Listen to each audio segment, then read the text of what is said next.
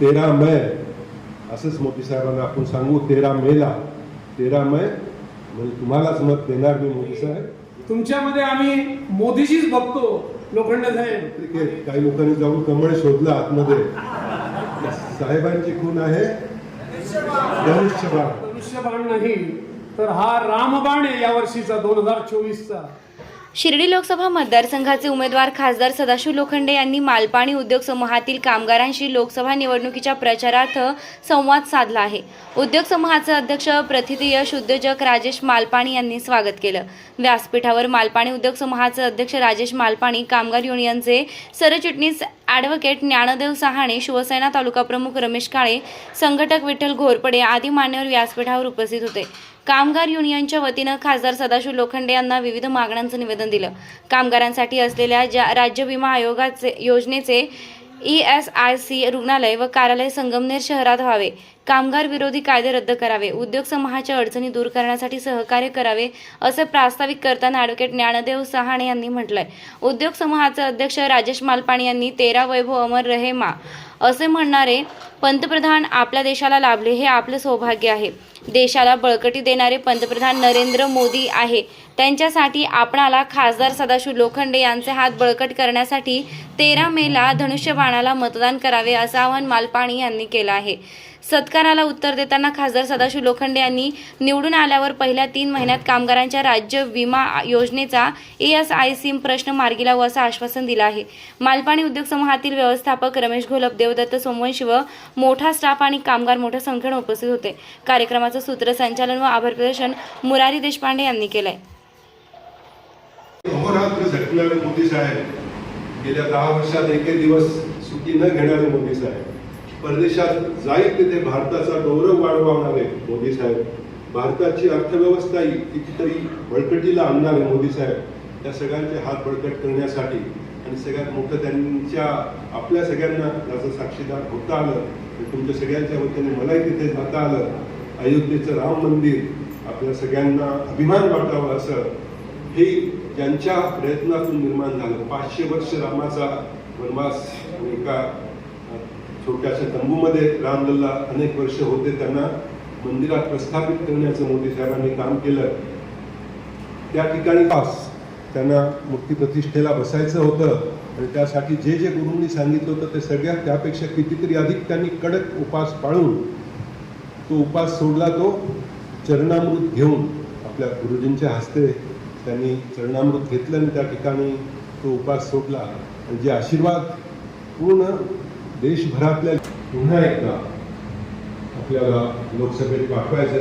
आपले अनेक प्रश्न आहेत, आधीच्या कार्यक्रमात ते त्यांच्यासमोर ठेवलेत. पुढे आज करून मोदी साहेबांना पुन्हा एकदा या देशाच्या भविष्यासाठी, भवितव्यासाठी, आपल्या पुढील पिढीच्या भवितव्यासाठी पुन्हा एकदा तिथे विराजमान करायचं आहे पंतप्रधान पदावर. आणि म्हणजे खासदारांची संख्याही मोठी पाहिजेच. त्यामुळे जो त्यांनी नारा दिला आहे, आपकी बार 400 पार और फिर से एक बार मोदी सरकार, मग आपले स्थानिक छोटे मोठे प्रश्न असतील ते आपण सोडवत राहू.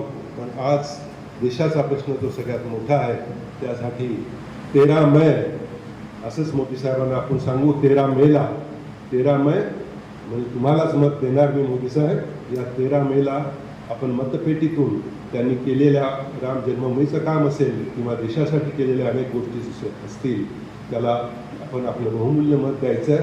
आपण स्वतःही द्यायचं आहे. आपल्या परिवारातले आपले मित्र, आपल्या आजूबाजूचे जाणारे लोक, परगावी असणारे आपले नातेवाईक, या सगळ्यांना आग्रहाने सांगायचं आहे की देशाच्या बळकटीसाठी पुन्हा एकदा मोदी सरकार आणि खासदार लोखंडे साहेब पुन्हा एकदा आपल्या सगळ्यांचे खासदार झाल्यावर आपल्या भेटीस येतील.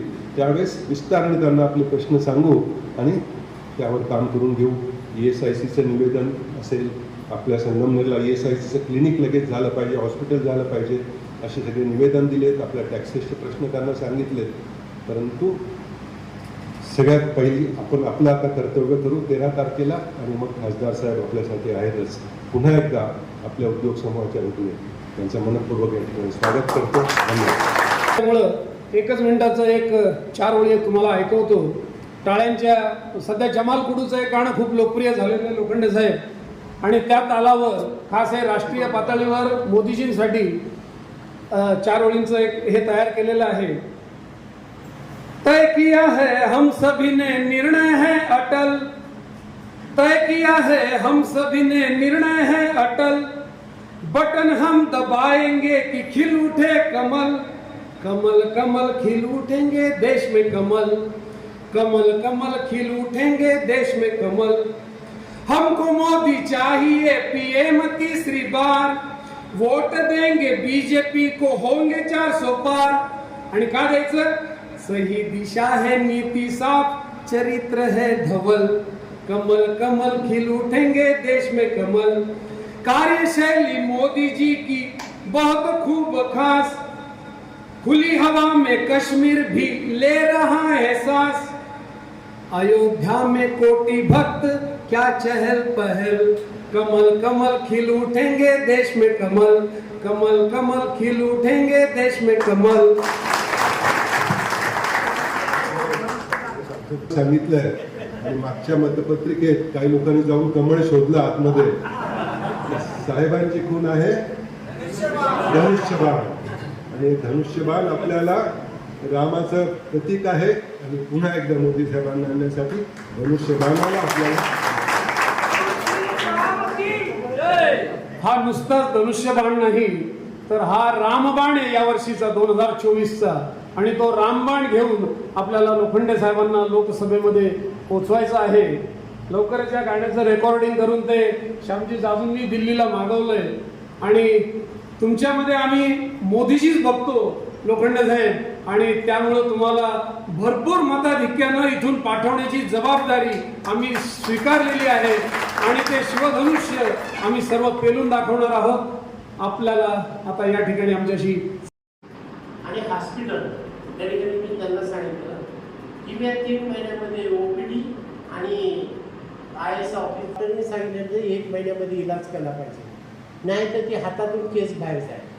आता मुख्यमंत्र्यांकडे पत्र द्यायचं असेल तर आमदाराची आवश्यकता, पंतप्रधानांकडे द्यायचं असेल तर खासदाराची आवश्यकता, आणि ते कागदपत्र जमवता जमवता त्याला महिना निघून जायचा.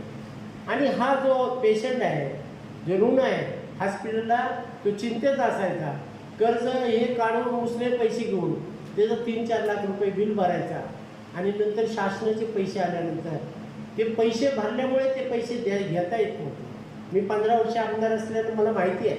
पण 2014ला मोदी साहेब आल्यानंतर 5 लाखाचं इन्शुरन्स कव्हरेज, ज्या ठिकाणी गरीब माणूस असेल, त्याला आवश्यकता असेल, त्याला 5 लाखाचं इन्शुरन्स देण्याचं काम मोदी साहेबांनी पहिलं 2014ला दिलं. तर आपण सर्वांनी टाळ्या वाजवून स्वागत केलं पाहिजे. दुसरी गोष्ट म्हणजे आपण सर्व जे 80 कोटी जनतेला प्रत्येक माणसी 5 किलो धान्य, शेतकरी असेल, शेतमजूर असेल, कामगार असेल, कुणी माणूस असेल, तो गरीब आहे, तो उपाशी झोपला नाही पाहिजे. म्हणून मला ते एका कुटुंबामध्ये मुलं आणि ते 5 जण असतात का 6-7 जण असतात. प्रत्येक माणसी म्हणजे एका घरामध्ये जर 5 माणसं असेल त्याला 25 किलो धान्य, 6 असेल तर 30, 7 असेल तर 35 किलो. कधी त्यांनी बघितलं का हा भाजपवाला आहे, हा काँग्रेसवाला आहे, हा मनसेवाला आहे, कोणी हा मुस्लिम लीगवाला आहे, सर्वांना न्याय देण्याचं काम मोदी साहेबांनी 2019 पुढच्या 5 वर्षासाठी मोदी साहेबांनी धान्य फ्री करण्याचा निर्णय केला. परंतु आपले कामगार त्यामध्ये 25 किलो धान्य मिळणारे किती आत्महत्या करतात, काय कोणाला मिळत नाही. हा 25 किलो धान्य किती लोकांना मिळतं? एवढेच आहेत का? 80% लोक आहेत लाभदार. आता त्यांनी कधी विचार केला का मोदी साहेबांनी की हे कोण आहे, कुणाचे आहे, गरिबांना न्याय दिला पाहिजे, ही भूमिका मोदी साहेबांची होती. आता प्रत्येक गावामध्ये एक पाणी काम करत असताना मला 1 रुपयामध्ये, आपण शेतकरी किती आहेत का? कामगारच आहे. शेतकरी आहेत का? नाही आहेत का शेतकरी? नाही तर मी शेतकरी सांगतो, कामगाराचा विषयच राहायचा नाही. शेतकऱ्यांना एक 6,000 रुपये पंतप्रधान सन्मान योजनेचे, राज्याचे 6,000, असे 12,000 रुपये मिळतात. आता मला सांगा, 1 रुपया इन्शुरन्स करण्याची भूमिका गेल्या वेळेस 2 खुशखबर खुशखबर. श्री साईबाबांच्या पावनभूमीत साई निर्माण उद्योग समूहाचे अध्यक्ष विजयराव तुळशीराम कोते पाटील यांच्या प्रयत्नातून साई निर्माण ड्रीम सिटी भव्य सुसज्ज असे फ्लॅट नागरिकांच्या सेवेत निर्माण होत असून आजच आपला फ्लॅट बुक करा. सुरुवात फक्त 11.50 लाखांपासून आणि प्रधानमंत्री योजनेअंतर्गत 2.5 लाखांची सबसिडी सुद्धा मिळणार आहे. सर्व सुविधा युक्त 400 फ्लॅट या साई निर्माण ड्रीम सिटी मध्ये राहणार असून हे काम आता पूर्णत्वाकडे आले आहे. डिसेंबर 2024 ला आपण या सुसज्ज इमारतीत आपल्या स्वतःच्या फ्लॅटमध्ये वास्तव्यास जाणार आहात. तेव्हा त्वरा करा, आजच आपला फ्लॅट बुक करा आणि आपल्या स्वप्नातील हक्काच्या सुंदर घराचं स्वप्न साकार करा.